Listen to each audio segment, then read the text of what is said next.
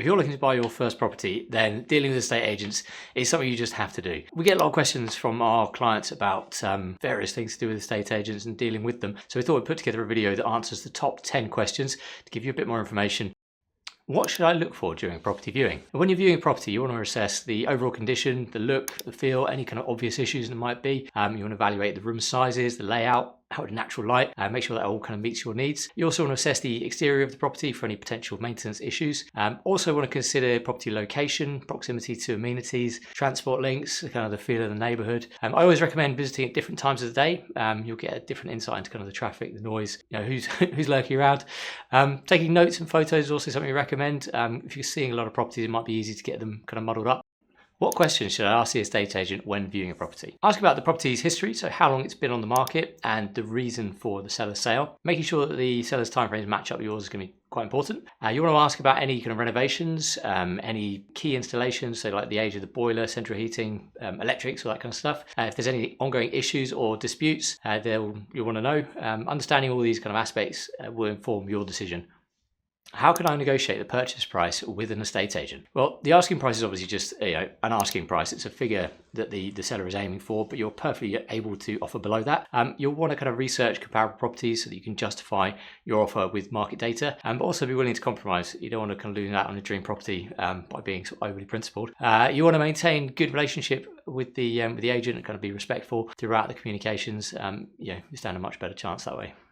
What are common estate agent fees and who's responsible for paying them? Well, typically the seller pays the estate agent's fees, which are a percentage of the sale price. So as a buyer, you don't usually have to pay these fees. But keep in mind that the agent therefore works for the seller and should always be acting in their best interest. So it's good to get on with an estate agent and be friendly, but just kind of keep that in mind in the background.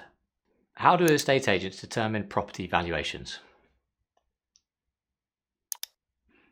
Just kidding. There's a bit more objectivity to it.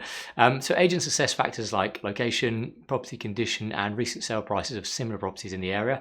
They might also consider unique features or potential for renovation. But ultimately, the asking price is determined by the seller. So you could have identical properties next door to each other with massively different asking prices. And that's simply down to the seller's expectations of what the property is worth or how motivated they are to sell the property. Can you trust online estate agents? Can you trust any estate agent? Just kidding. I think estate agents get a bad rap, but I know plenty of good ones, so don't worry about it. Treat them all individually, treat them fairly. There are two types of online agents. So you've got the large national ones like Purple Bricks and Yopa, and then individual kind of sole agencies. In my experience, the large national online agencies have staff that cover massive patches and so aren't especially knowledgeable when it comes to the local area. Whereas individual agents, they're a lot more prevalent these days. There's more and more people kind of moving into this space. They cover much smaller areas and offer a much more personal service. Even though they kind of offer that level of service, they typically charge less than high street agents just because they've got lower overheads, so they can reduce their fees. What are the legal obligations of estate agents to buyers? So the estate agent must provide accurate property information and disclose any known issues with the property. They should act fairly and not mislead buyers. If you want to, you can familiarise yourself with the Property Misdescriptions Act and Consumer Protection Regulations to get a full understanding of what agents can and can't do. Although I'd recommend to save time, just put it into ChatGPT and ask them for a summary. How do I handle multiple offers through an estate agent? So you want to submit your best offer promptly and ensure that your finances are in order. You've got a solicitor lined up. All these things can make your offer kind of as attractive as possible. You want to communicate clearly with the agent and express your position to them. Also be kind of flexible. So things like move-in dates can make your offer more attractive if you're more willing to give a bit of flexibility there.